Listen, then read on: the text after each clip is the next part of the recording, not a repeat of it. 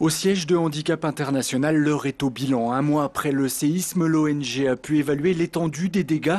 Aujourd'hui, il y a plus de 300 000 blessés sur toute l'île, des blessés qu'il faut maintenant soigner et accompagner au quotidien. On s'est concentré sur 12 hôpitaux et là, on a mis à disposition du personnel dans les hôpitaux pour venir renforcer les soins. On a donc fait des séances de soins de réadaptation, plus de 900 à ce jour.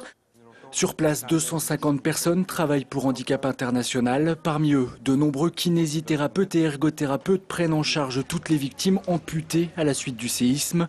Ils sont plus de 2000 dans ce cas. Et à l'image de cette femme, ils ne sont toujours pas hors de danger. On a amputé le pied. Je suis obligée de refaire le pansement. L'infection existe toujours dans la jambe. Il m'avait dit qu'il m'a amputé le pied, c'était juste pour sauver ma vie.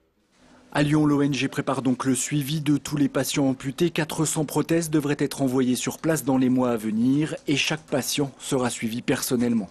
La priorité, c'est les conseils essentiels, comment se remettre debout rapidement, utiliser des aides techniques comme par exemple des béquilles ou une chaise roulante afin qu'ils puissent retrouver de la mobilité, et aussi comment préparer le moignon sur la jambe qui a été amputée, le bandage, garder la souplesse, garder la force musculaire afin qu'ils puissent recevoir un appareillage rapidement. Handicap International estime qu'il faudra plusieurs années, peut-être une dizaine, avant que la situation redevienne normale en Haïti. Et depuis quelques jours, l'ONG s'inquiète également. La saison des pluies vient de commencer et des dizaines de milliers de personnes sont toujours sans abri sur l'île.